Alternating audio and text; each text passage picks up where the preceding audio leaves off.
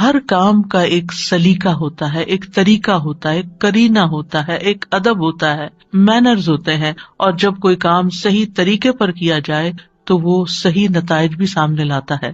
دعا کے آداب میں سے اہم ترین آداب، سب سے پہلے ہم باطنی آداب کی بات کریں گے کہ ہمارے اندر کیا ہونا چاہیے، ہماری سوچ میں کیا ہونا چاہیے۔ تو پہلی چیز ہے اخلاص اور پوری توجہ، یعنی جب بھی ہم اللہ سبحانہ تعالیٰ کی طرف رجوع کریں تو توجہ اور دھیان کے ساتھ کریں، اپنے آپ کو فوکس کریں، پوری یکسوئی کے ساتھ دعا مانگیں۔ ایسے ہی چلتے پھرتے غافل دل کے ساتھ، یا سوچ کہیں اور ہے اور منہ سے کچھ اور بول رہے ہیں، تو وہ ٹھیک ہے، آپ کی زبان کا ذکر تو ہو جائے گا لیکن دعا کا حق ادا نہیں ہوگا۔ قرآن مجید میں اللہ تعالیٰ فرماتے ہیں وَادْعُوهُ مُخْلِصِينَ لَهُ الدِّينَ، اور اس کے لیے دین کو، عبادت کو خالص کرتے ہوئے اس کو پکارو، یعنی جب اس سے دعا کرو تو پھر اپنے اندر اخلاص پیدا کرو۔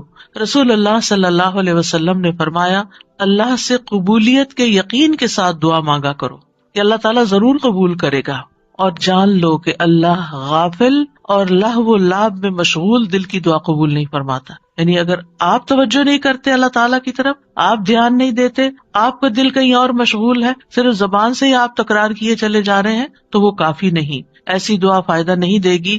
دعا کے لیے توجہ ضروری ہے۔ عبد الرحمن بن یزید سے روایت ہے، وہ کہتے ہیں کہ ربیع جمعہ کے دن علقمہ کے پاس آیا کرتے تھے، جب میں وہاں نہ ہوتا تو ان کی طرف پیغام بھیج دیتے۔ تو ایک دفعہ جب وہ آئے، میں وہاں نہ تھا، تو علقمہ مجھ سے ملے، مجھ سے کہا کیا تم نے دیکھا نہیں کہ ربیع کیا بات کہتے ہیں؟ وہ کہتے ہیں کیا تم دیکھتے نہیں کہ لوگ کتنی زیادہ دعائیں کرتے ہیں اور ان کی کتنی کم قبول ہوتی ہیں؟ یہ اس لیے ہوتا ہے کہ اللہ عز و جل خالص دعاؤں کے علاوہ کوئی اور دعا قبول نہیں کرتا۔ یعنی جب تک آپ خالص ہو کے توجہ کے ساتھ دعا نہیں کرتے تو وہ اپنے ہدف تک نہیں پہنچتی، اس کا مقصد پورا نہیں ہوتا، کیونکہ وہ آپ صرف کہہ رہے ہوتے ہیں، مانگ نہیں رہے ہوتے۔ تو آپ کو مانگنا ہے، اور مانگنے کے لیے عاجزی بھی چاہیے، مانگنے کے لیے دل کی تڑپ بھی چاہیے، اور خلوص بھی چاہیے، اور بار بار کی تکرار بھی چاہیے، اور اصرار بھی چاہیے۔ وہ کہتے ہیں کہ میں نے کہا کیا عبداللہ نے بھی یہی نہیں کہا؟ انہوں نے پوچھا کہ عبداللہ نے کیا کہا ہے؟ انہوں نے کہا کہ عبداللہ نے بیان کیا ہے کہ اللہ کسی لوگوں کو سنانے والے، یعنی جو شخص کسی کو سنانے کے لیے دعا کرتا ہے، ریاکار اور ہنسی مذاق سے دعا کرنے والے کی دعا قبول نہیں کرتا، صرف اس دعا کرنے والے کی دعا قبول کرتا ہے جس کے دل سے دعا نکلتی ہے، خلوص کے ساتھ دعا نکلتی ہے۔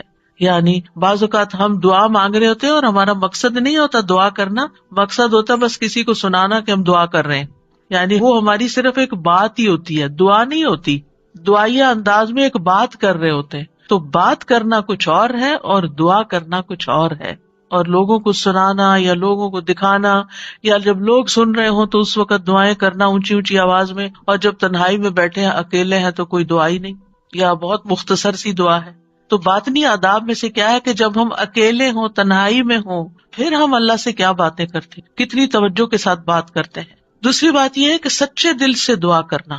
امام احمد بن حنبل رحمہ اللہ سے کہا گیا کہ ہمارے اور رحمان کے عرش کے درمیان کتنا فاصلہ ہے؟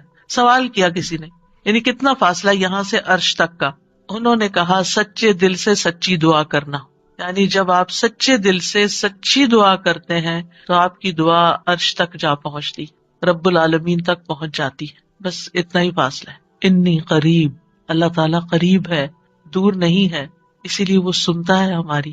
سبحان اللہ، اللہ تعالیٰ عرش پر ہوتے ہوئے ہمارے دلوں کے حال جانتے ہیں، اور ہماری چپکے چپکے کی ہوئی باتیں اور دعائیں اور آہیں اور پکار وہ سب بھی سنتے ہیں۔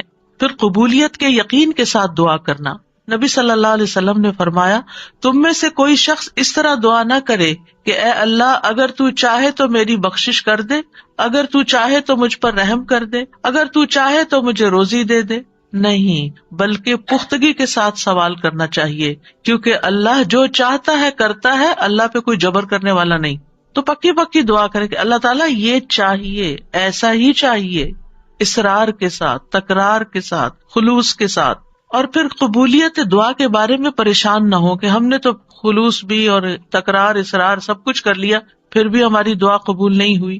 عمر بن خطاب کہتے ہیں میں دعا کی قبولیت کے بارے میں پریشان نہیں ہوتا بلکہ میں دعا کے بارے میں پریشان ہوتا ہوں. تو جب تمہارے دل میں دعا مانگنے کا خیال ڈال دیا جاتا ہے کہ مانگو تو دعا کی قبولیت اس کے ساتھ ہی ہوتی ہے، یعنی قبولیت بھی ساتھ ہی آ جاتی ہے.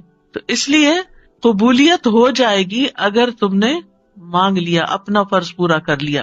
پھر یہ کہ خشوع و خضوع اور عاجزی کے ساتھ دعا کرنی چاہیے، یعنی دل کو حاضر کر کے اللہ سبحانہ تعالیٰ کے سامنے اپنی بندگی کا اظہار کر کے کہ میں کچھ نہیں ہوں، میں بہت کمزور انسان ہوں، میں فقیر ہوں، تو بادشاہ ہے، میرے ہاتھ میں کچھ نہیں، ہر چیز کا مالک تو ہے. جب انسان اس طرح اپنی عاجزی کو ظاہر کر کے دعا کرتا ہے تو بھی دعا قبول ہوتی ہے. ابو موسیٰ اشعری کہتے ہیں ہم ایک سفر میں رسول اللہ صلی اللہ علیہ وسلم کے ساتھ تھے. جب ہم کسی وادی میں اترتے تو لا الہ الا اللہ اور اللہ اکبر کہتے اور ہماری آواز بلند ہو جاتی تو نبی صلی اللہ علیہ وسلم نے فرمایا اے لوگو اپنی جانوں پر رحم کرو، کیونکہ تم کسی بہرے یا غائب کو نہیں پکار رہے، وہ تو تمہارے ساتھ ہی ہے، بے شک وہ سننے والا تم سے بہت قریب ہے، بے شک وہ سننے والا بہت قریب ہے. انہ سمیع قریب تبارک اسمہ وتعالی جدہ، اس کا نام برکتوں والا ہے اور اس کی عظمت بہت ہی بڑی ہے. پھر یہ کہ اپنی بے بسی اور اللہ تعالیٰ کی نعمتوں کا اقرار کرتے ہوئے دعا کرنا.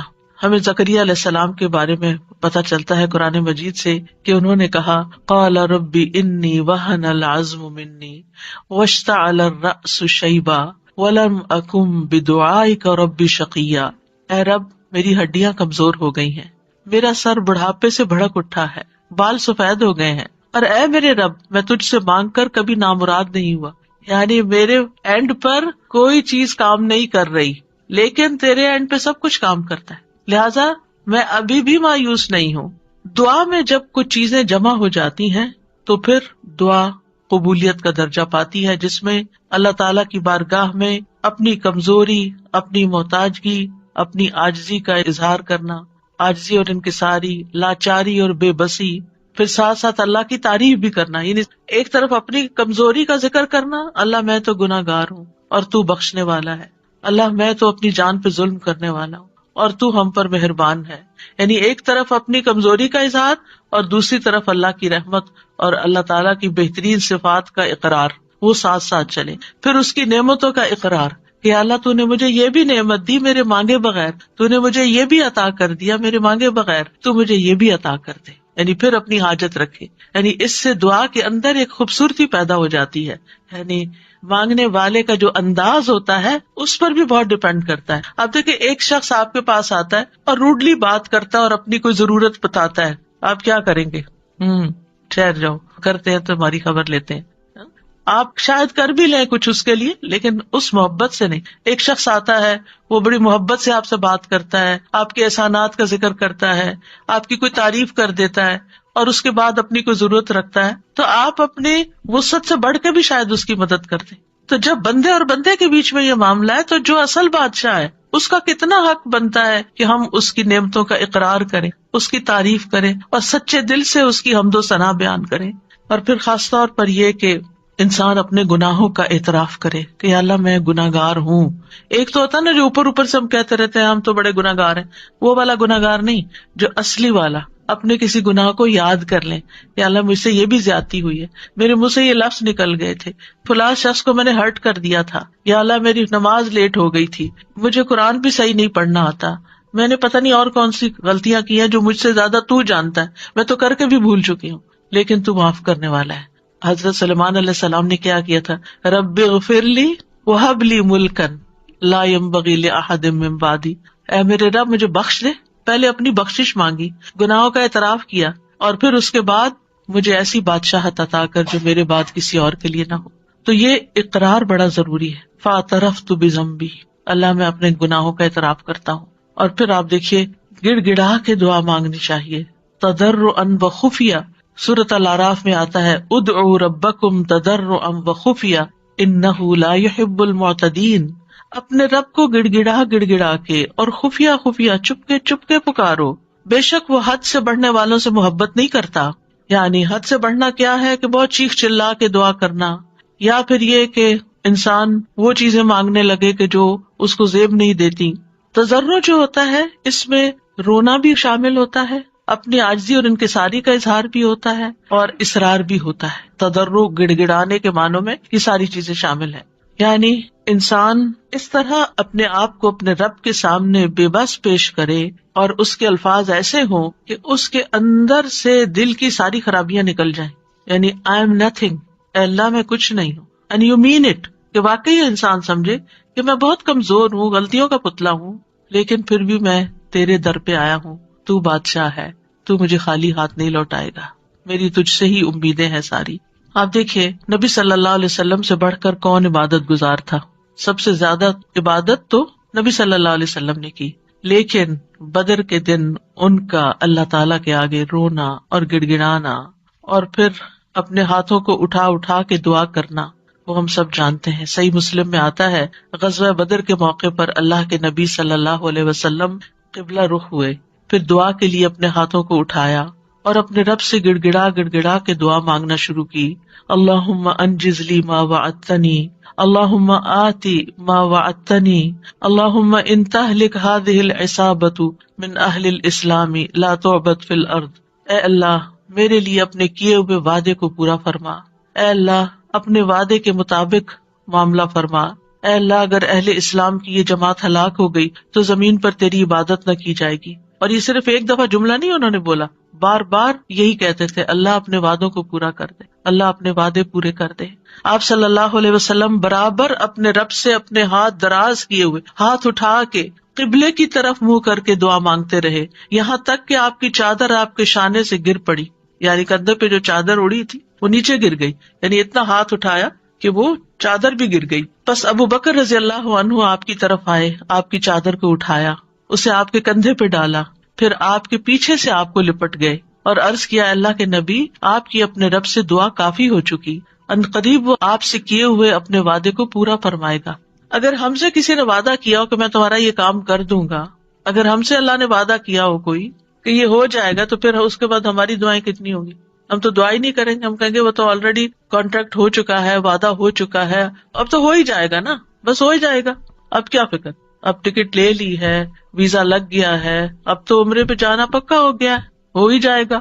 نہیں، یہ ٹکٹ اور ویزا نہیں لے کے جاتا آپ کو، یہ اللہ کا اذن، اللہ کی طرف سے رحمت، اللہ کی طرف سے عنایت آپ کو لے کے جاتی ہے. اور جب تک آپ اس کے گھر تک پہنچ نہیں جاتے مسلسل دعا کرتے رہیں، مانگ مانگ کے اللہ سے نیکیوں کے موقع لیتے رہیں. کسی بھی موقع پر کوئی بھی نیکی کا کام کرنا ہو، اب مثلا نماز پڑھنے جا رہے ہیں آپ، تو آپ اللہ تعالیٰ سے دعا کریں، اللہ تعالیٰ نماز تو پڑھنے جا رہی، خوشبو آپ نے ڈالنا ہے، میرا دل آپ نے لگانا ہے، میرے لیے اس نماز کو آنکھوں کی ٹھنڈک آپ نے بنانا ہے، اس نماز میں میری محبت آپ نے ڈالنی ہے. کیونکہ نیکی کے کام بھی فار گرانٹیڈ نہ لیا کریں، یہاں ہو جائیں گے، بس یہ تو فرض ہے نا، ادا کر لیں گے، وضو کر لیا نا، جانماز بچھی، کیا مشکل ہے، میں چلی جاؤں گی. نہیں، وہاں تک جانے کی توفیق بھی اللہ دیتا ہے، اور اچھا سا کام کرنے کی توفیق بھی اللہ تعالیٰ ہی دیتا ہے. اس لیے اس سے مانگتے رہے، چھوٹی چھوٹی چیزیں، یعنی جو بھی کام کرتے رہے، کھانا پکانے جا رہے ہیں تو دعا کریں یا اللہ بہت اچھا سا بن جائے. کوئی بھی کام، کسی سے کوئی ڈیل کرنے جا رہے ہیں، بازار جا رہے ہیں، کچھ خرید رہے ہیں، کچھ بھی کر رہے ہیں،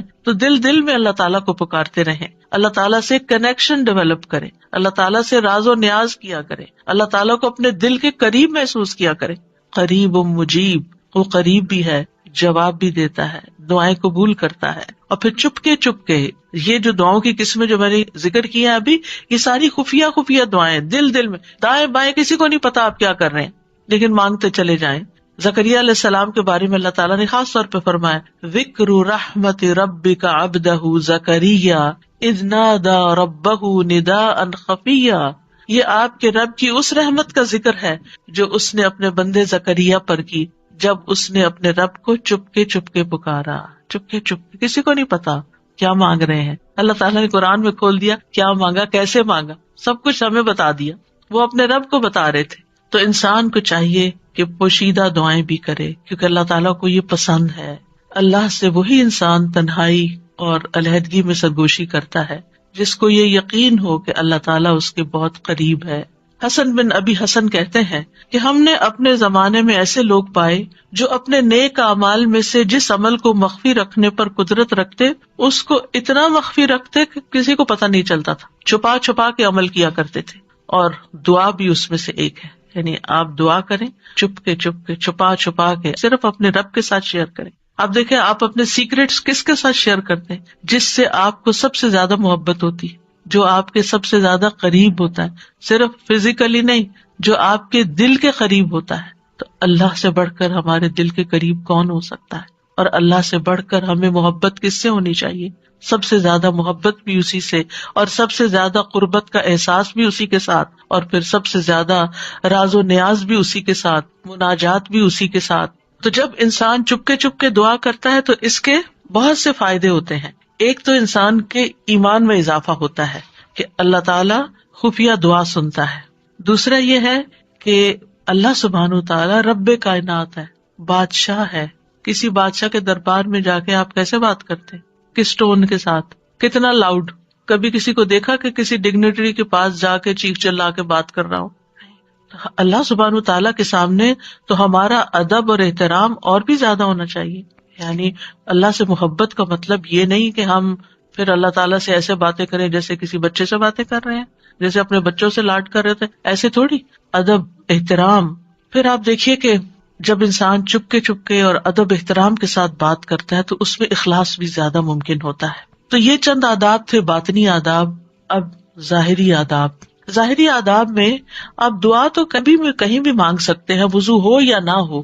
لیکن اگر آپ کی کوئی خاص دعا ہے، کوئی خاص حاجت ہے، کوئی خاص بات ہے، تو پھر آپ باوضو ہو کے، پاک صاف ہو کے اللہ تعالیٰ کی حضور فارملی بیٹھ کے نماز پڑھ کے پھر خاص طرح دعا کریں. یعنی یہ مستحب عمل ہے، فرض نہیں ہے، لازم نہیں ہے. کیونکہ آپ دیکھیے کہ جب انسان باوضو ہوتا ہے نا تو اس کی کیفیت اور ہوتی ہے. تو اس اچھی کیفیت کے ساتھ آپ جب مانگتے ہیں تو قبولیت کے زیادہ امکانات ہوتے ہیں. لیکن اگر کوئی وضو نہ کر سکے کوئی حرج نہیں. ابو عامر رضی اللہ عنہ جب شہید ہوئے تو ابو موسیٰ اشعری رضی اللہ عنہ نے آ کر نبی صلی اللہ علیہ وسلم کو خبر دی اور کہا کہ ابو عامر نے کہا تھا کہ آپ صلی اللہ علیہ وسلم کے پاس جا کر کہنا کہ میرے لیے استغفار کریں. تو اب وہ شہید ہو چکے ہیں. آپ نے پانی طلب کیا، وضو فرمایا، پھر اپنے ہاتھ اٹھا کر دعا کی، اے اللہ ابو عامر کی مغفرت فرما. کیا ہمیں اگر کوئی دعا کے لیے کہتا ہے، ہم نے بھی کبھی ایسا اہتمام کیا؟ پھر ہم اپنی اور رسول اللہ صلی اللہ علیہ وسلم کی امت کے لیے جو خیر خواہی ہے اس کا فرق دیکھ لیں کہ کوئی اگر ہمیں کہتا ہے کہ ہمارے لیے دعا کر دیں تو ہم اس کو الٹا بوجھ سمجھ لیتے ہیں. اور اس حدیث سے یہ بھی پتہ چلتا ہے کہ کسی کو اپنی بخشش کی دعا کے لیے کہنے میں کوئی حرج نہیں، اور خاص طور پر اپنے قریبی دوستوں اور اپنے بچوں کو یہ وصیت بھی کرنی چاہیے کہ خصوصاً مرنے کے بعد ہماری بخشش کی دعا ضرور کریں. سب سے بہترین تحفہ جو ہم کسی میت کو بھیج سکتے ہیں وہ اس کے لیے دل سے کی ہوئی بخشش کی دعا ہے. آج کل تو بس ایک رواج چل پڑا ہے کہ کوئی فوت ہوتا ہے گروپ میں ڈال دیتے ہیں اور سارے اٹھا کے کٹ پیسٹ کر کے دعائیں پیسٹ کرتے جاتے ہیں اور فارغ ہو جاتے ہیں، اور بیٹھ کے آرام سے سکون سے توجہ سے دعا نہیں کرتے کہ جانے والے کو اس وقت پتہ نہیں کیسی ضرورت ہوگی ہماری دعا کی. تو ہمارے خلوص کا یہ تقاضا ہے کہ ہم اپنے پیاروں کے لیے بہت اہتمام کے ساتھ دعا کریں کہ ہم دنیا میں ہوں یا نہ ہوں، اور خصوصاً جب والدین چلے جائیں دنیا سے تو وہ اور زیادہ ہماری دعاؤں کے محتاج ہو جاتے ہیں. پھر اسی طرح دعا کرتے وقت قبلہ رخ ہو جانا افضل ہے، یہ بھی مستحب ہے. نہ ہو کوئی بات نہیں، کسی بھی جگہ کسی بھی طرف رخ کر کے آپ دعا کر سکتے ہیں. نبی صلی اللہ علیہ وسلم نے ایک جمعہ کے دن بارش کی دعا مانگی تھی. اس وقت آپ کا چہرہ مشرق کی طرف تھا، قبلے کی طرف نہیں، کیونکہ آپ جمعے کا خطبہ دے رہے تھے. تو جمعے کے خطبے میں پھر اپوزٹ ڈائریکشن پہ انسان کھڑا ہوتا ہے، تو آپ نے دیر اینڈ دین دعا مانگ لی. لیکن اوور آل آپ دیکھیے کہ جب آپ عبادت کے وقت قبلہ رخ ہو کے بیٹھتے ہیں تو اس سے ایک پازیٹیو انرجی آپ کے اندر سے آتی ہے، آپ کو ایک فیلنگ آتی ہے، آپ کا فوکس بڑھ جاتا ہے. قبلہ ہے بھی کس لیے؟ ایک فوکس کے لیے نا، آرگنائز کرنے کے لیے نمازوں کو، کہ پوری دنیا کے جو نمازی ہیں وہ ایک ہی طرف رخ رکھے. اور اسی لیے آپ دیکھیں کہ جب ہم حرم شریف جاتے ہیں، کعبہ کے پاس جاتے ہیں، تو کتنی پازیٹیو انرجی لے کر آتے ہیں. ہماری سوچیں، ہمارے خیال، ہمیں سارے غم بھول جاتے ہیں، ساری پریشانیاں دور ہو جاتی ہیں، اور ایک اور خاص طرح کی انرجی ہمارے اندر آ جاتی ہے. تو اس لیے بہتر ہے کہ قبلے کی طرف منہ کر لیں، نہیں ہے تو کوئی بات نہیں. علی بن ابی طالب سے روایت ہے، ایک مرتبہ ہم رسول اللہ صلی اللہ علیہ وسلم کے ساتھ سفر پر روانہ ہوئے جب ہم ہرہ میں اس سیراب کی ہوئی زمین پر پہنچے جو سعد بن ابی وقاص کی ملکیت میں تھی، تو رسول اللہ صلی اللہ علیہ وسلم نے فرمایا میرے لیے وضو کا پانی لاؤ۔ جب نبی صلی اللہ علیہ وسلم وضو کر چکے تو قبلہ رخ ہو کر کھڑے ہو گئے، اللہ اکبر کہہ کے فرمایا، اے اللہ، ابراہیم جو تیرے بندے اور تیرے خلیل تھے، انہوں نے اہل مکہ کے لیے برکت کی دعا کی تھی، اور میں محمد تیرا بندہ اور تیرا رسول ہوں صلی اللہ علیہ وسلم، میں تجھ سے اہل مدینہ کے حق میں دعا مانگتا ہوں کہ اہل مدینہ کے مد اور سا میں اہل مکہ کی نسبت دگنی برکت عطا فرما دے۔ مد اور سا پیمانے ہیں جن سے ناپ کے تول کی چیزیں دی جاتی تھی، اسکیلز ہیں۔ تو کس طرح نبی صلی اللہ علیہ وسلم نے اہتمام کے ساتھ دعا مانگی، اور ابراہیم علیہ السلام کی پریکٹس کو سامنے رکھتے ہوئے اس کا ایک طرح سے واسطہ دیتے ہوئے کہ آپ نے ان کی دعا بھی سنی تھی، مدینہ والوں کے لیے میری دعا سنیں، اور آپ اس برکت کو محسوس کرتے ہیں جب آپ وہاں جاتے ہیں۔ یہاں اس حدیث سے کیا پتہ چلتا ہے کہ آپ نے دعا کے لیے وضو بھی کیا اور دعا کے لیے قبلہ رخ بھی ہوئے، یعنی دونوں کام کی توجہ اور فوکس، اور ایک ادب کے تقاضے کے تحت۔ ضروری نہیں کہ ہر وقت کیا جائے، لیکن کیونکہ اس وقت آپ نے نماز نہیں پڑھائی کوئی، خالی دعا کے لیے آپ نے یہ اہتمام کیا۔ پھر اسی طرح یہ کہ ہاتھ پھیلا کے، ہاتھ اٹھا کے دعا کرنی چاہیے۔ رسول اللہ صلی اللہ علیہ وسلم نے فرمایا، بے شک تمہارا رب تبارک و تعالی بڑی شرم والا اور بڑے کرم والا ہے، اس کو اس بات سے شرم آتی ہے کہ اس کا کوئی بندہ اس کے آگے ہاتھ پھیلائے اور وہ ان کو خالی لوٹا دے، یعنی آپ ہاتھ کرتے ہیں آگے تو خالی نہیں لوٹاتا، وہ آپ کو عطا کرتا ہے۔ اچھا، بعض لوگ تو کیا کرتے ہیں، ایسے مٹھیاں بند کر کے ایک مٹھی کے نیچے دوسرا ہاتھ، اتفاق سے نظر پڑ جاتی ہے، کچھ لوگ نماز کے بعد ایسے بیٹھے ہوتے ہیں اور دعا کر رہے ہوتے ہیں، کچھ لوگ تو یہ ہے کہ ہاتھ سے اٹھاتے ہیں تو بس اس طرح ڈھیلے ڈھالے سے چھوڑ دیتے ہیں۔ تو کم از کم اتنے تو اٹھائیں کہ آپ کی بازو کو محسوس ہو کہ آپ کے ہاتھ اٹھے ہوئے ہیں، اور اوپر تو آپ جتنا چاہیں پھر لے جائیں۔ پھر اسی طرح ایک اور روایت میں ہے، رسول اللہ صلی اللہ علیہ وسلم نے فرمایا، جب تم اللہ سے سوال کرو تو اپنے ہاتھوں کی ہتھیلیوں کے ساتھ مانگا کرو، ہاتھ پھیلایا کرو، ہاتھوں کی پشت سے نہیں مانگو، الٹے ہاتھ سے نہیں دعا کرنی کہ آپ کے ہاتھ نیچے کی طرف ہوں، یعنی ہتھیلی اندر ہو، جیسے کوئی چیز کسی سے مانگتے ہیں یہ لیتے ہیں، ایسے لینے والے انداز میں۔ پھر اسی طرح حمد و ثنا اور درود پڑھ کر دعا کرنی چاہیے۔ دعا مانگنے سے پہلے اللہ تعالیٰ کی خوب حمد و ثنا، تعریف، اور اللہ تعالیٰ کی تسبیح اور اللہ تعالیٰ کی بڑائی بیان کرنی چاہیے، اور اللہ تعالیٰ کے اچھے اچھے ناموں کا واسطہ دے کر اللہ سے دعا کرنی چاہیے۔ پھر نبی صلی اللہ علیہ وسلم پر درود بھیج کر اللہ تعالیٰ سے سوال کرنا چاہیے۔ ابن مسعود کہتے ہیں، جب کوئی آدمی اللہ سے سوال کرنے کا ارادہ کرے تو پہلے وہ اللہ کی ایسی حمد و ثنا بیان کرے جو اس کے لائق ہے، پھر نبی صلی اللہ علیہ وسلم پر درود بھیجے، اس کے بعد دعا کرے۔ اس طرح ممکن ہے کہ وہ کامیاب ہو جائے، یعنی اپنی مطلوبہ چیز پا لے۔ پھر اسی طرح یہ ہے کہ جامع دعائیں کرنی چاہیے، کمپریہنسو۔ حضرت عائشہ کہتی ہیں کہ رسول اللہ صلی اللہ علیہ وسلم جامع دعا پسند فرماتے اور اس کے علاوہ کو چھوڑ دیتے، یہ بہت لمبی نہیں کرتے تھے، مختصر، یعنی بہت لمبی دعا اور بہت ڈیٹیل میں جانے کی بجائے جامع کلام اور اچھے کلمات کا انتخاب کیا جائے جس سے اللہ تعالیٰ کی رحمت ہماری طرف آئے۔ اچھے الفاظ کا جو چناؤ ہے، اس کے بارے میں خطابی کہتے ہیں کہ انسان کو چاہیے کہ اپنی دعا کے لیے اور اپنے رب کی تعریف کے لیے اچھے الفاظ اور عمدہ کلمات کا انتخاب کرے، اور ان کلمات کا انتخاب کرے جن کے اندر یعنی تھوڑے لفظوں میں میننگ زیادہ ہو۔ جامع کا مطلب یہی ہوتا ہے، کیونکہ یہ بندے کی مناجات ہے، یعنی بندے کی سرگوشیاں ہیں اس ہستی کے لیے جو سب سرداروں کا سردار ہے، کوئی اس جیسا نہیں، کوئی اس کے مشابہ نہیں۔ آپ دیکھیے کہ جب آپ کسی ایسے شخص کو کچھ نوٹ بھیجتے ہیں، چاہے وائس نوٹ ہو چاہے لکھ کر بھیجیں، جس کا آپ احترام کرتے ہوں، جس کو کوئی اہمیت دیتے ہوں، تو آپ کس طرح بات کرتے ہیں، کون سے الفاظ استعمال کرتے ہیں؟ سب سے اچھے الفاظ استعمال کرتے ہیں، خوبصورت انداز میں بات کرتے ہیں، اور اگر آپ کو اپنی بات پسند نہ آئے تو آپ کیا کرتے ہیں؟ میسج ڈیلیٹ کرتے، تو یہ ٹھیک نہیں ہے، دوبارہ کرتے ہیں، اور ایسے انداز میں بات کرتے کہ دوسرے کو سمجھ آ جائے۔ تو اللہ سبحانہ تعالیٰ سے ہم اس طرح بات کریں کہ جو خوبصورت الفاظ پر مبنی ہو، الفاظ کا چناؤ بھی اچھا ہو، لیکن اس چناؤ میں تصنع نہیں ہو، آرٹیفیشلٹی نہیں ہو، تکلف نہیں ہو، یہ پسند نہیں کیا گیا۔ ابن عباس کہتے ہیں کہ دعا میں قافیہ بندی سے پرہیز کرنا، یعنی پوئٹری نہیں بنا لیں دعا کو، کیونکہ میں نے رسول اللہ صلی اللہ علیہ وسلم اور آپ کے صحابہ کو پایا کہ وہ ہمیشہ اس سے اجتناب کرتے تھے۔ پھر اسی طرح دعا میں مبالغے سے پرہیز کرنا چاہیے، رسول اللہ صلی اللہ علیہ وسلم نے فرمایا ان قریب اس امت میں ایسے لوگ آئیں گے جو طہارت اور دعا میں مبالغہ کریں گے. طہارت میں مبالغہ کیا ہے کہ اب جیسے وضو کرنا ہے نا تو اس کے لیے اتنا پانی گرانا اور دھوتے چلے جانا اور بار بار دھونا کہ ابھی صاف نہیں ہوئے, ابھی میرا خیال ہے ہم پاک نہیں ہوئے. نہیں, اس میں انسان کو اعتدال اختیار کرنا چاہیے. نبی صلی اللہ علیہ وسلم تھوڑے سے پانی سے پورا وضو کر لیا کرتے تھے. اور اسی طرح دعا میں مبالغہ آرائی جو ہے وہ بھی پسندیدہ نہیں ہے. پھر اپنے گناہوں کا اعتراف کر کے توبہ استغفار کر کے دعا کرے. نبی صلی اللہ علیہ وسلم نے فرمایا ایک بندے نے گناہ کیا اور کہا اے میرے رب میں نے گناہ کیا تو مجھے بخش دے. اس کے رب نے فرمایا کیا میرا بندہ جانتا ہے کہ اس کا کوئی رب ہے اور گناہ کی وجہ سے سزا بھی دیتا ہے؟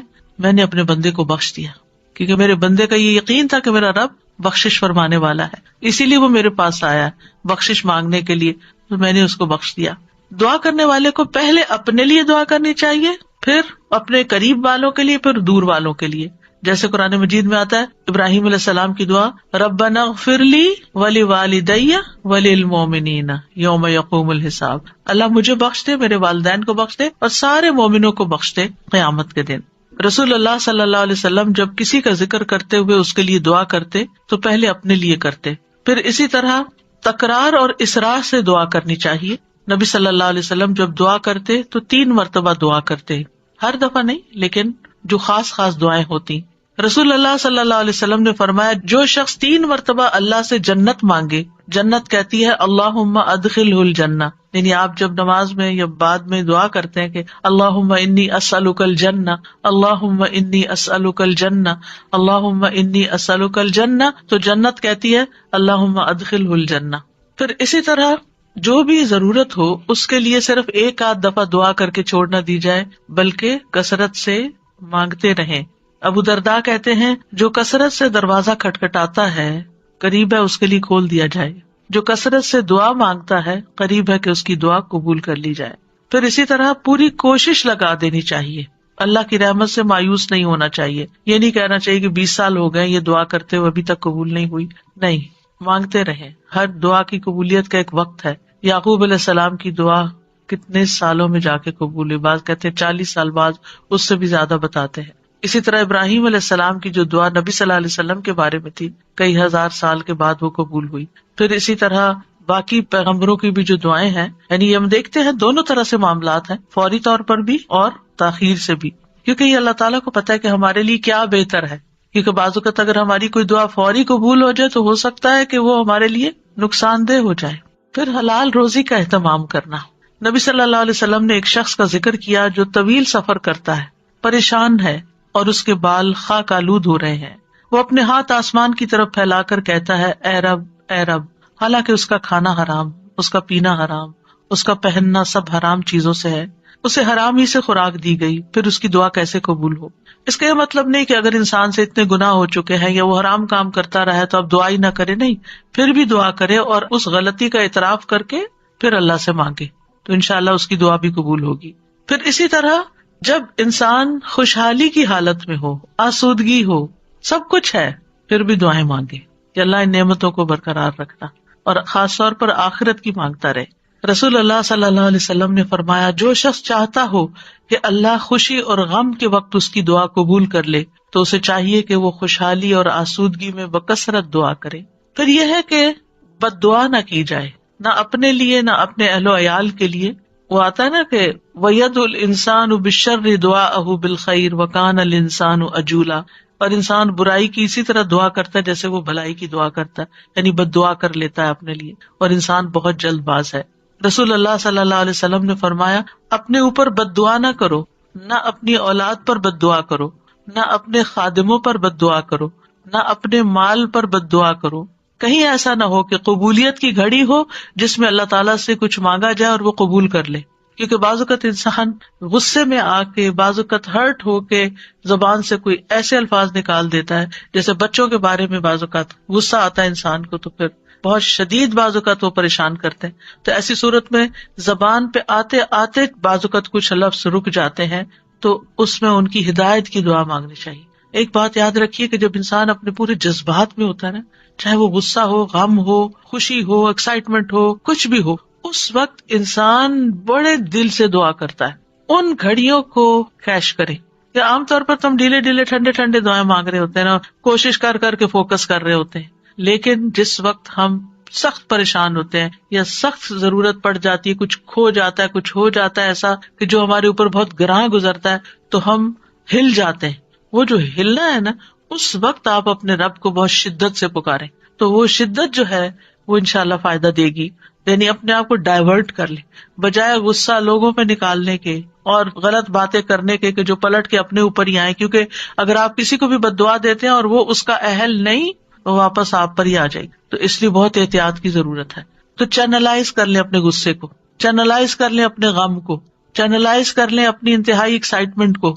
اس طرح پھر انسان کے اندر سے دعا نکلتی ہے، آنسو بھی آ جاتے ہیں اور انسان اللہ تعالیٰ کو اپنے قریب محسوس کرتا ہے. پھر اسی طرح گناہ یا قطع رحمی کی دعا نہیں کرنی چاہیے. یعنی گناہ تو یہ ہے کہ انسان کسی غلط کام کا سودا کر رہا ہے اور اس کے لیے دعا کرے اور آپ سے بھی کہے کہ آپ دعا کریں، حالانکہ وہ غلط کام کرنے چاہ رہا ہے، تو اس کے لیے دعا نہیں کرنی چاہیے. دوسرا یہ ہے کہ قطع رحمی نہ ہو. قطع رحمی کیا ہوتی ہے کہ مثلاً کوئی کہے اپنے کسی بچے کے بارے میں یا اللہ اس کو میری آنکھوں سے دور کر دے، اس قسم کی دعائیں نہیں کرنی چاہیے. یہ بددعا میں شامل ہو جاتی ہے. اور جلد بازی نہیں کرنی چاہیے کہ بس فوراً ابھی قبول ہو، نہیں تو میں تو آئندہ دعا نہیں کروں گی. اب آپ دیکھیے کہ دعا کے معاملے میں ایک اور چیز بھی ہے، اور وہ ہے دعا میں وسیلہ اختیار کرنا. تو دعا میں کچھ وسیلے جائز ہیں، کچھ جائز نہیں. جائز وسیلے کیا ہیں؟ نمبر 1، اسماء حسنی کو وسیلہ بنا کے دعا کرنا. قرآن مجید میں آتا ہے وَلِلَّهِ الْأَسْمَاءُ الْحُسْنَى فَادْعُوهُ بِهَا، اور سب اچھے نام اللہ ہی کے ہیں، سو اسے ان کے ساتھ پکارو، اچھے ناموں کے ساتھ. مثلا ہم یہ کہیں کہ یا حی یا قیوم برحمتک استغیث، اب یہاں اللہ کے ناموں کو وسیلہ بنایا اور رحمت مانگی. یا ذا الجلال والاکرام، یا من بیدہ ملکوت السماوات والارض، یا رب ربنا، یا رب العالمین، یا ارحم الراحمین، یا اللہ یا رحمان یا رحیم، یا اللہ یا کریم، یا وہاب. رزق مانگنا تو یا رزاق. اس طرح اللہ تعالیٰ کے ناموں کو وسیلہ بنا کے آپ دعا کر سکتے ہیں. کچھ تو وہ نام ہیں جن میں اسم اعظم بھی ہے، اور نبی صلی اللہ علیہ وسلم نے ان ناموں کے ساتھ دعا کی ہے جو مشہور یا حی یا قیوم وغیرہ. لیکن یہ ہے کہ چونکہ ایک عمومی ہدایت ہے کہ اللہ کے ناموں کے ساتھ دعا کی جائے، تو کسی بھی نام کو جو آپ کو بہت اچھا لگتا ہے، اللہ تعالیٰ کی کوئی بھی پیاری صفت، اس کے ساتھ اللہ کو پکار کے آپ اللہ تعالیٰ سے دعا کریں. کیونکہ یہ بھی ایک محبت کا اظہار ہوتا ہے نا، جس سے آپ محبت کرتے ہیں اس کے آپ ہر نام سے ہی پیار کرتے ہیں، بلکہ نئے نئے نام رکھتے رہتے ہیں. یا قریب یا مجیب بھی کہہ سکتے ہیں. پھر فرشتے بھی آپ دیکھیں کہ اللہ کے ناموں کو وسیلہ بنا کر دعا کرتے ہیں.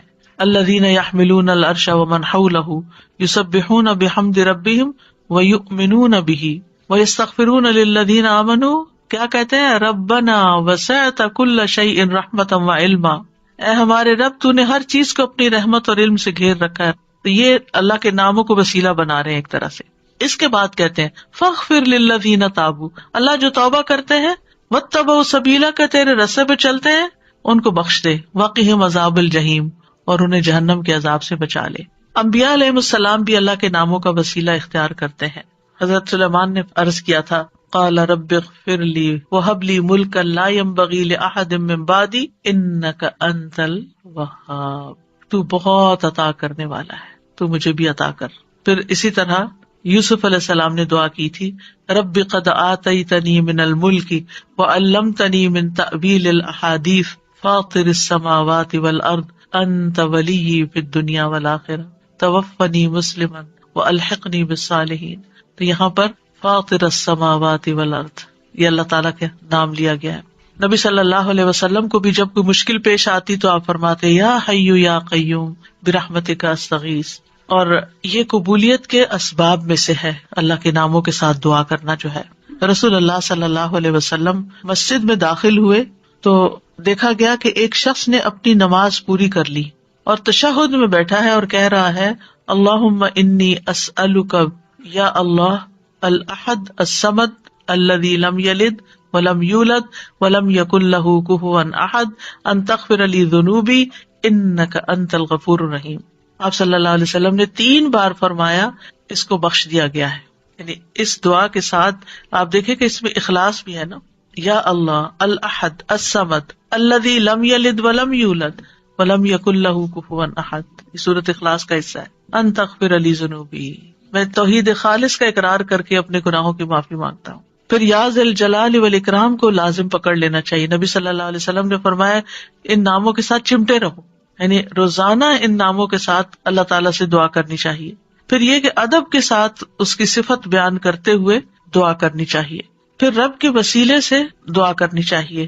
یعنی ابو درداء کہتے ہیں اللہ تعالیٰ مومنوں پر رحم فرمائے، وہ مسلسل یہی کہتے رہے ربنا ربنا ربنا ربنا، یہاں تک کہ ان کی دعا قبول کر لی گئی.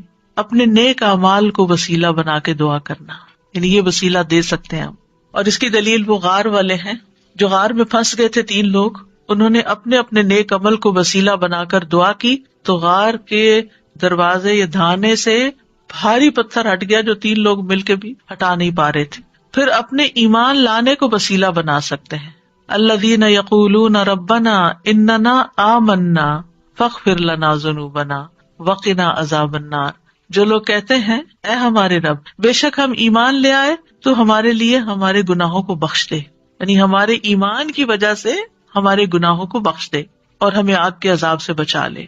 پھر زندہ نیک لوگوں کی دعا کے ساتھ وسیلہ پکڑنا، یعنی ان سے دعا کروانا. نیک لوگوں میں سے اگر کوئی آدمی زندہ ہے، آپ کے والدین ہیں، سارا وقت عبادت میں لگے رہتے ہیں، کوئی غیبت چگلی نہیں کرتے ادھر ادھر، نانا نانی دادا دادی بزرگ ہو جاتے ہیں نا، یا والدین بھی بزرگ آپ کے پاس ہیں اور آپ دیکھتے کہ سارا دن یا وہ تسبیح کر رہے ہیں یا وہ قرآن پڑھ رہے ہیں یا وہ نمازیں پڑھ رہے ہیں، تو اور عمر کے اس حصے میں پہنچ گئے ہیں کہ اب وہ کوئی برا کام نہیں کرتے، تو ان سے بھی خاص دعا کروانی چاہیے. یعنی ان کے پاس جا کر کہنا آپ ہمارے لیے دعا کریں یا ان سے دعا کروائیں، تو یہ دراصل آپ ان کا وسیلہ پکڑ رہے ہیں. ایک طرح سے یہ بھی وسیلہ ہے. مثلاً آپ کہہ سکتے ہیں کہ آپ میرے لیے دعا کریں اللہ تعالیٰ مجھے بخش دے، یا اگر رزق کا معاملہ ہے تو رزق، یا شفا چاہیے تو اللہ تعالیٰ سے دعا کریں اللہ تعالیٰ میری بیماری دور کر دے، یا جو بھی کوئی مسئلہ ہو. یا اسی طرح یہ کہ اگر بارش نہیں برس رہی ہے اور کوئی لوگوں کے لیے پرابلم ہو رہی ہے تو ان سے کہہ سکتے ہیں کہ وہ بھی خاص دعا کریں. حضرت عمر رضی اللہ عنہ جو تھے رسول اللہ صلی اللہ علیہ وسلم کے چچا عباس کی دعا کو انہوں نے وسیلہ بنایا تھا. انس بن مالک کہتے ہیں جب کبھی عمر رضی اللہ عنہ کے زمانے میں قحط پڑتا تو عمر رضی اللہ عنہ عباس بن عبد المطلب کے وسیلے سے دعا کرتے تھے اور فرماتے اے اللہ پہلے ہم تیرے پاس اپنے نبی کا وسیلہ لایا کرتے تھے تو پانی برساتا تھا، اب ہم اپنے نبی کے چچا کو وسیلہ بناتے ہیں تو ہم پر پانی برسا، یعنی ان سے بھی دعا کرواتے. تو انس رضی اللہ عنہ کہتے ہیں چنانچہ انہوں نے ایک دفعہ ایسے کیا تو خوب بارش برس پڑی. تو یہ جو کسی سے جا کے کہنا کہ آپ دعا کریں اس میں کوئی حرج نہیں، لیکن صرف ایک رسم بنا لینا ہر وقت دعا کے لیے کہتے رہنا، آپ دوسرے کے لیے دعا شروع کر دیں فرشتہ آمین کہے گا وہ آپ کو وہی لگ جائے گی، یعنی اس کو ایک رسم نہ بنائیں. یعنی لوگوں نے نا شدت اختیار کر لی ہے، یعنی ایکسٹریم پہ چلے گئے، یا ہر وقت یہی کہتے رہتے ہیں بس دعا کریں دعا کریں دعا، یا پھر دوسری طرف کہتے کسی کو بھی نہ کہیں دعا کریں. تو یہ دونوں چیزیں ٹھیک نہیں، اعتدال میں رہیں. ایک عورت اپنے بچے کو لے کر نبی صلی اللہ علیہ وسلم کی خدمت میں حاضر ہوئی اور عرض کیا اے اللہ کے نبی اس کے حق میں اللہ سے دعا کیجیے اور میں 3 بچوں کو دفن کر چکی ہوں، یعنی اس سے پہلے میرے 3 بچے فوت ہو چکے ہیں، آپ اس کے لیے دعا کیجیے. آپ نے پوچھا تم نے 3 بچوں کو دفن کیا ہے؟ اس نے کہا ہاں. آپ نے فرمایا تم نے پھر جہنم سے ایک مضبوط بندش باندھ لی ہے، یعنی اللہ تعالیٰ تمہارے لیے ان بچوں کی وجہ سے آگ سے تمہیں بچا لے گا. تو یہ دعا کا ایک طرح سے وسیلہ بن گیا. اب کچھ وسیلے ناجائز بھی ہیں تو ان کا بھی پتہ ہونا چاہیے. ان میں سے فوت شدہ نیک آدمی کو وسیلہ بنانا اس کی ممانعت ہے. کیوں؟ اس لیے کہ وہ نہیں ہماری باتیں سنتے، وہ ہمارا حال نہیں جانتے. قرآن مجید میں سورۃ فاطر میں آتا ہے والذین تدعون من دونہ ما یملکون من قطمیر ان تدعوہم لا یسمعوا دعاءکم ولو سمعوا ما استجابوا لکم وَيَوْمَ الْقِيَامَةِ يَكْفُرُونَ بِشِرْكِكُمْ وَلَا يُنَبِّئُكَ مِثْلُ خَبِيرٍ. اور وہ جنہیں تم اس کے سوا پکارتے ہو وہ کھجور کی گٹلی کے چھلکے کے مالک بھی نہیں ہے. کتنی باریک سی، آپ رمضان آ رہا ہے نا تو کھجوریں کھائیں گے تو وہ چھلکا ضرور اتار کے دیکھے کہ کیا چیز ہو، ہاتھ سے مسل دے تو نظر بھی نہیں آتا. یعنی اللہ کے سوا کوئی اتنی چیز کا بھی اصل مالک نہیں ہے. یہ ہم مانتے ہیں ہمارے پاس جو کچھ اللہ نے ہمیں دے رکھا ہے. فرمایا اگر تم انہیں پکارو تو وہ تمہاری پکار سنتے ہی نہیں، یہ جو لوگوں نے ایک ڈھنگ بنا رکھا ہے نا، بزرگوں کی قبروں پہ جا کر ان سے کہتے ہیں آپ ہمارے لیے دعا کریں، بھائی وہ فوت ہو چکے ہیں، وہ کیسے سن سکتے ہیں؟ آپ کو اگر کوئی بے ہوش کر دے تو آپ کو کوئی بات نہیں سنائی دیتی، آپ سوئے پڑے ہو تو آپ کو سنائی نہیں دیتی، تو آپ فوت ہو کے کیسے کسی کی باتیں سننا شروع ہو گئے؟ اور اگر وہ سن بھی لے تو تمہیں جواب نہیں دے سکتے، اگر وہ سن لیں، اللہ چاہے تو کسی کو بھی سنوا سکتا ہے۔ اور خاص طور پر جب میت کا حساب کتاب ہو رہا ہوتا ہے شروع میں، تو اس وقت وہ جوتوں کی چاپ وغیرہ سنتا ہے۔ اگر اس وقت کوئی کہے کہ اس وقت میں اس نیک انسان سے کہتا ہوں اور یہ سن رہا ہے کیونکہ جوتوں کی چاپ سن رہا ہے تو میری بات بھی سن لے گا، مستجابوا لکم، وہ تمہیں جواب نہیں دے سکتے، تمہارے لیے کچھ کر نہیں سکتے۔ اس وقت ان کو اپنی پڑی ہے، ان کا تو اپنا امتحان ہونے لگا ہے، وہ تمہارے لیے کہاں سے دعائیں کریں گے؟ اور قیامت کے دن تمہارے اس شرک کا انکار کر دیں گے، اور آپ کو خوب خبر رکھنے والے اللہ کی مانند کوئی بھی خبر نہیں دے سکتا۔ یہ اللہ تعالیٰ نے آپ کو بتایا ہے کہ یہ ممکن نہیں کہ مردے سے آپ جا کے کہو کہ آپ ہمارے لیے دعا کریں۔ اچھا، بعض لوگ کہتے ہیں وہ شہید ہوتے ہیں، تو شہید وہ ہوتے ہیں اور مردہ نہیں کہتے اس کو، لیکن ان کا بھی تعلق ہماری دنیا سے نہیں ہے، وہ اپنی جنتوں میں ہے۔ قرآن مجید میں ایسے لوگوں کی مذمت کی گئی ہے جو اپنے اور رب کے بیچ میں غیر اللہ کو وسیلہ بناتے ہیں۔ سورۃ الزمر میں آتا ہے، الا للہ الدین الخالص والذین اتخذوا من دونہ اولیاء ما نعبدهم الا لیقربونا الی اللہ زلفی ان اللہ یحکم بینہم فیما ہم فیہ یختلفون ان اللہ لا یہدی من هو کاذب کفار۔ خبردار، خالص دین صرف اللہ ہی کا حق ہے، اور وہ لوگ جنہوں نے اس کے سوا اور حمایتی بنا رکھے، اللہ کو چھوڑ کے اوروں کو اپنا مددگار سمجھ رکھا ہے، وہ کہتے ہیں ہم ان کی عبادت نہیں کرتے مگر اس لیے کہ یہ ہمیں اللہ سے قریب کر دیں۔ ہم بزرگوں کی قبر پہ اس لیے جاتے ہیں کہ وہاں زیادہ دعا قبول ہوتی۔ یہ کہاں سے پتا چلا آپ کو؟ الا لیقربونا الی اللہ زلفی، اچھی طرح قریب کر دیں۔ یقیناً اللہ ان کے درمیان اس کے بارے میں فیصلہ کرے گا جس میں وہ اختلاف کر رہے ہیں، بے شک اللہ اس شخص کو ہدایت نہیں دیتا جو جھوٹا اور بہت ناشکرا ہو۔ ایسے لوگ پھر کسی کی سنتے بھی نہیں۔ آپ کو معلوم ہے نا، دور جاہلیت میں لوگ بتوں کی پوجا کرتے تھے، وہ ان کو خدا نہیں سمجھتے تھے، وہ کہتے تھے یہ خدا کے اوتار ہیں اور ہم یہ سمجھتے ہیں کہ ان کی سفارش سنی جاتی۔ اور وہ بت کن کے ہوتے تھے؟ پاسٹ کے نیک لوگوں کے، جیسے قوم نوح نے بت بنا لیے تھے۔ لیکن یاد رکھیے، جو آیت ہم ریپیٹڈلی ہر روز سنتے ہیں اور ہر روز اس کا معنی جانتے ہیں، اس میں وَإِذَا سَأَلَكَ عِبَادِي عَنِّي وَإِنِّي قَرِيبٌ، کوئی واسطہ وسیلہ بیچ میں نہیں، میں خود اپنے بندے کے قریب ہوں، کسی اور کو بیچ میں لانے کی کیا ضرورت ہے؟ ڈائریکٹ اس کو پکارے۔ جیسے آپ اپنا کیس خود پیش کر سکتے ہیں، کوئی اور نہیں آپ کے لیے کر سکتا۔ جو چوٹ آپ کو لگی ہوئی ہے، جو غم آپ کے دل میں ہے، وہ کسی اور نے نہیں ایکسپیرینس کیا، لہٰذا اس دکھی ٹوٹے دل کے ساتھ جب اللہ سے مانگیں گے تو کیوں نہیں سنے گا؟ ضرور سنے گا۔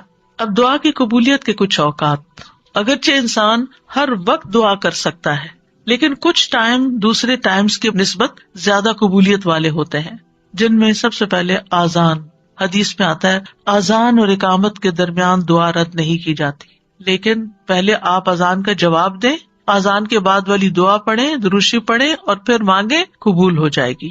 پھر فرض نمازوں کے بعد، سبحان اللہ، ہر روز 5 دفعہ فرض نماز ادا کرتے ہیں، اس کے فوراً بعد دعا قبول ہوتی ہے۔ ابو امامہ کہتے ہیں رسول اللہ صلی اللہ علیہ وسلم سے پوچھا گیا کون سی دعا زیادہ قبول ہوتی ہے؟ آپ نے فرمایا رات کے آخری حصے میں اور فرض نمازوں کے بعد مانگی جانے والی دعا۔ اس میں دونوں طریقے سے آپ مانگ سکتے ہیں، ایک سلام پھیرنے سے پہلے جہاں رب جلنی پڑھتے ہیں وہاں بھی اپنی دعائیں مانگ سکتے ہیں، اور دوسرے سلام کے بعد بھی یاد آئے تو اس وقت بھی مانگ سکتے ہیں۔ پھر دوران سجدہ رسول اللہ صلی اللہ علیہ وسلم نے فرمایا جہاں تک سجدے کا تعلق ہے تو اس میں خوب دعا کرو، یہ دعا اس لائق ہے کہ تمہارے حق میں قبول کی جائے، اور سجدے کی حالت میں انسان اللہ کے بہت قریب ہوتا ہے تو اس وقت خوب دعا کرنی چاہیے۔ کئی لوگوں کا سوال ہوتا ہے کہ کیا اس میں قرآنی دعا کر سکتے ہیں؟ جی، ایز اے دعا آپ کر رہے ہیں تو قرآن کے الفاظ بھی ہوں تو پڑھ سکتے ہیں، ہاں تلاوت نہیں کر سکتے لیکن دعا کر سکتے ہیں، مسنون دعائیں بھی کر سکتے ہیں، اپنی زبان میں نہیں باتیں کر سکتے وہاں، اللہ یہ کہ آپ نماز کے بعد کسی وقت دل چاہے اور آپ سجدے میں پڑھ کے اپنے دل کی باتیں کریں۔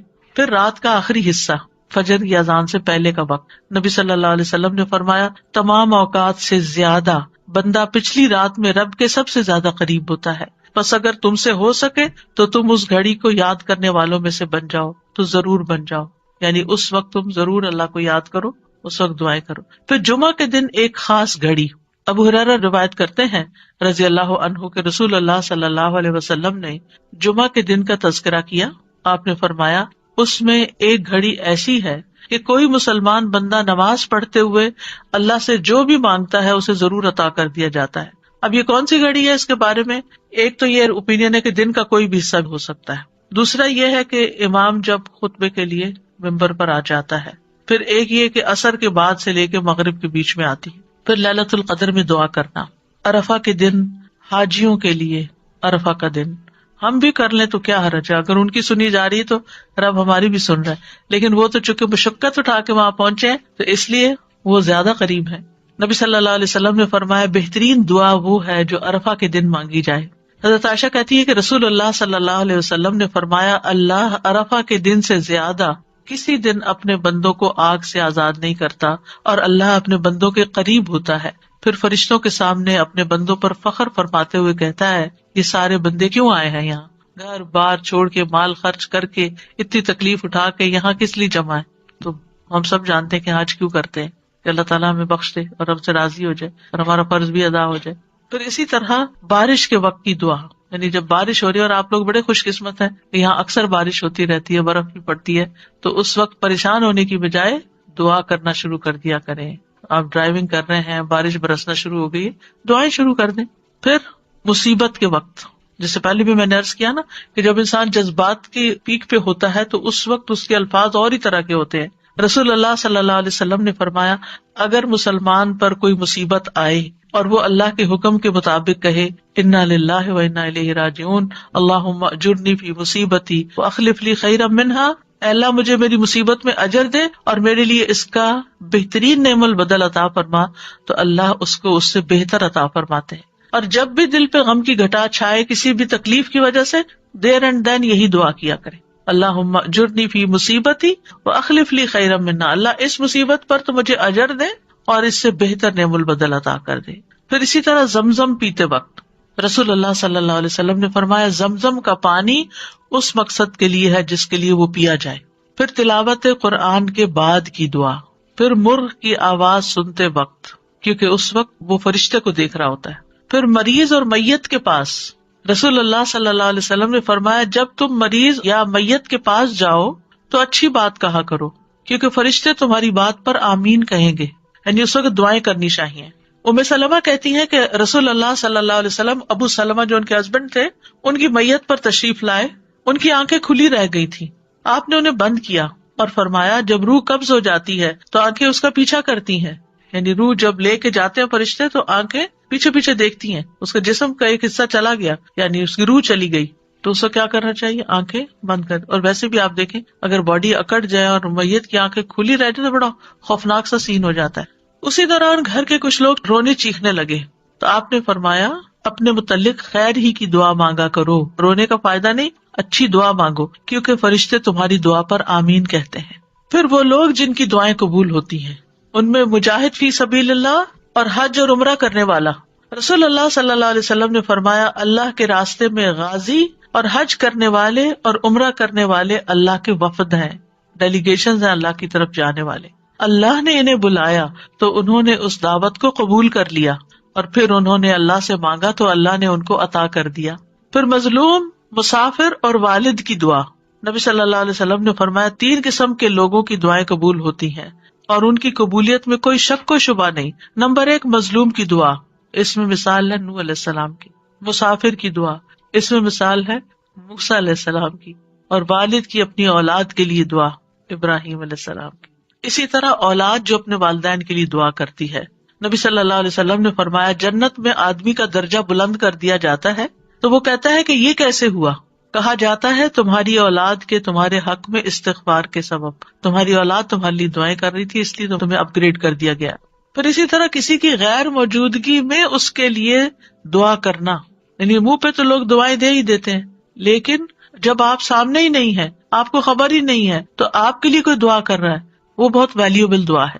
پھر روزے دار کی دعا جب تک کہ وہ افطار نہ کر لے. پھر اللہ کا کثرت سے ذکر کرنے والا اور عادل حکمران. پھر وضو اور اللہ کا ذکر کر کے سونے والا، اس کی دعا. وہ شخص جو رات کو آنکھ کھلنے پر یہ دعا پڑھے، اس کے کارڈ بھی چھپے ہوئے ہیں، لا الہ الا اللہ وحدہ لا شریک لہ لہ الملک ولہ الحمد وہو علی کل شیء قدیر الحمد للہ وسبحان اللہ ولا الہ الا اللہ واللہ اکبر ولا حول ولا قوۃ الا باللہ ثم قال، پھر کہے اللہم اغفر لی، اے اللہ مجھے بخش دے، یا پھر کوئی اور دعا مانگے تو وہ بھی قبول ہوگی، پھر اگر وہ وضو کرے اور نماز پڑھے تو اس کی نماز قبول ہو جائے گی۔ پھر وہ لوگ ہیں جن کی دعا قبول نہیں ہوتی، قرآن مجید میں آتا ہے فادعوا وما دعاء الکافرین الا فی ضلال، فادعوا تم دعا کرو، اور کافروں کی دعا تو اکارت ہی ہے، کیونکہ وہ اللہ سے تھوڑی مانگتے ہیں، کوئی جیزس سے مانگ رہا ہے اور کوئی بتوں سے مانگ رہا ہے اور کوئی کسی سے کوئی کسی سے۔ اللہ کے لیے تو مخلص ہو کے اخلاص کے ساتھ دعا کرتے ہی نہیں ہے، اور اخلاص والی دعا کیا ہے؟ جو ہر شرک سے پاک ہو۔ پھر جو لوگ نیکی کا حکم نہ دیں اور برائی سے نہ روکیں، ان کی دعائیں قبول نہیں ہوتی۔ عائشہ رضی اللہ تعالیٰ عنہ کہتی ہیں، ایک مرتبہ رسول اللہ صلی اللہ علیہ وسلم میرے پاس تشریف لائے تو مجھے آپ کے چہرے سے محسوس ہوا کہ آپ کی طبیعت میں کچھ گھٹن ہے۔ آپ نے وضو کیا اور کوئی بات کیے بغیر واپس چلے گئے۔ میں نے حجروں سے قریب ہو کر سنا تو آپ فرما رہے تھے، اے لوگو، بے شک اللہ عز و جل فرماتا ہے کہ نیکی کا حکم دیا کرو اور برائی سے روکا کرو، اس سے پہلے کہ تم مجھے پکارو اور میں تمہاری دعائیں قبول نہ کروں، تم مجھ سے سوال کرو اور میں تمہیں کچھ عطا نہ کروں، تم مجھ سے مانگو اور میں تمہیں نہ دوں۔ پھر اسی طرح ناسمجھ کو مال یا اختیار دینے والے کی دعا، قرآن مجید میں آتا ہے وَلَا تُؤْتُوا السُّفَهَاءَ أَمْوَالَكُمْ، یعنی بے وقوفوں کو اپنے مال مت دو، یعنی جن میں ان کو مینج کرنے کی صلاحیت نہیں ہے، نہ تجربہ کار لوگ، ان کو نہیں دو، پیسے ضائع کر دیں گے۔ تو بہرحال یہ کچھ آداب تھے، اور اس کے ساتھ ہی یہ کہ کون سے لوگ ہیں جن کی دعائیں قبول ہوتی ہیں، کون سے اوقات ہیں، کون سی جگہ ہیں، اور آخر میں یہ کہوں گی کہ ہمیں اللہ تعالیٰ سے کثرت سے دعا کرنی چاہیے، اس سے مانگتے رہنا چاہیے، کیونکہ ہم محتاج ہیں۔ دوسروں سے کہنے کی بجائے خود اللہ تعالیٰ سے زیادہ دعائیں کریں، دعا میں عاجزی اور افتقار ہونا چاہیے، اصرار ہونا چاہیے، اور پھر قبولیت کے اسباب اختیار کریں، یعنی جگہیں، ٹائم، یعنی کس قسم کی مناسبت ہے اس سے۔ تو اللہ تعالیٰ سے دعا ہے کہ وہ ہمیں دعا کرنا سکھا دے اور ایسی دعائیں کرنے کی توفیق دے جو ہمارے لیے قبولیت کا باعث ہوں۔ ہم اصرار سے مانگتے ہیں اللہ تعالیٰ سے، بار بار وہی بات چیت کرتے ہیں اور ضد بھی کرتے ہیں، لیکن ہمیں نہیں پتا کہ وہ چیز ہمارے لیے صحیح ہے کہ نہیں، ہم مانگتے رہیں تو اللہ تعالیٰ اس کے بدلے کیا کیا دے گا۔ کل کے لیکچر میں ہم نے پڑھا تھا کہ بعض اوقات آپ اصرار کر رہے ہیں، اللہ کو پتا یہ نہیں آپ کے لیے ٹھیک، لیکن چونکہ آپ دعا کر رہے ہیں، آپ عبادت کی حالت میں، آپ کو مناجات کی لذت مل رہی ہے، آپ کے بوجھ اتر رہے ہیں، آپ کے گناہ معاف ہو رہے ہیں، یعنی بعض اوقات دعا نہیں قبول ہوتی لیکن اس کے بدلے گناہ معاف ہو جاتے ہیں، بعض اوقات کوئی آنے والی مصیبت ٹال دی جاتی ہے، تو بعض اوقات اللہ تعالیٰ اس سے بہتر کوئی اور چیز آپ کو دے دیتا ہے۔ سو مینی ویز آف قبولیت دعا۔ السلام علیکم استاد جی، یہ جیسے زندگی میں بہت ناراضیاں ہیں، ہسبینڈ سے لڑائی ہو گئی ہے اور ہسبینڈ کی اچانک ڈیتھ ہو گئی، تو پہلے تو اتنا لڑی ہوئی تھی کہ چھوڑ کے چلی گئی وہ، اور پھر پیر پکڑ کے معافیاں مانگی بعد میں، تو مطلب یہ کہ بعد میں معافی، وہ پتہ نہیں ہسبینڈ نے معاف کیا یا نہیں، وہ تو جا چکے تھے، وہ کہتی ہیں کیا میری معافی ہو گئی ہوگی؟ ہسبینڈ کے لیے بھی کثرت سے دعا کریں اور اپنی بخشش کے لیے بھی کریں، اللہ معاف کرنے والا ہے۔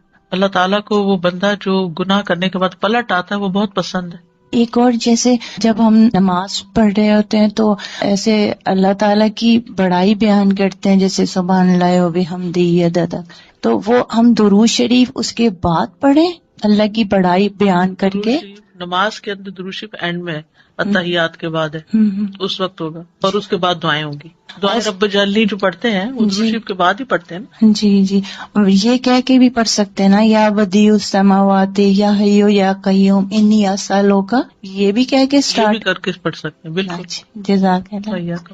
سادہ جی، یہ جو کہتے ہیں نا کہ ہم اپنے والدین کے لیے دعائیں مانگتے ہیں تو ان کے جنت میں درجات اللہ تعالیٰ بلند کرتے ہیں، الحمدللہ ہم سب کی یہی ہوتا ہے کہ ہمارے ماں باپ اللہ کی رحمت سے وہاں ہو، نہ ہو تو پھر کہاں کیا ہوتا ہے، مطلب نکل آئیں گے جہاں کسی اور مشکل میں ہے تو ان کی پھر لگتی ہے۔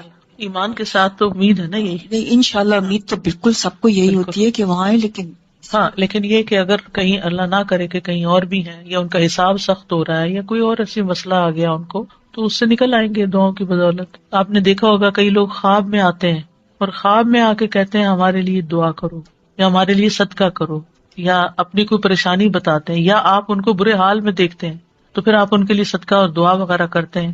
تو میں کہیں پڑھ رہی تھی کہ کسی کے اوپر قرض تھا اور اس نے خواب میں اپنے بیٹے کو بتایا کہ میرے پیسے فلاں جگہ رکھے ہیں، اس سے قرضہ ادا کر دو۔ تو یہ اللہ کی مدد ہی ہوتی ہے. تو اچھے حال میں بھی انسان دیکھتا ہے, اچھے حال میں بھی دیکھتا ہے تو انشاءاللہ اچھے ہوں گے. لیکن یہ غیب کے معاملات ہیں جن کا ہمیں بہت کم علم دیا کوئی گیا, گارنٹی نہیں کہہ سکتا. کسی کی بھی نہیں.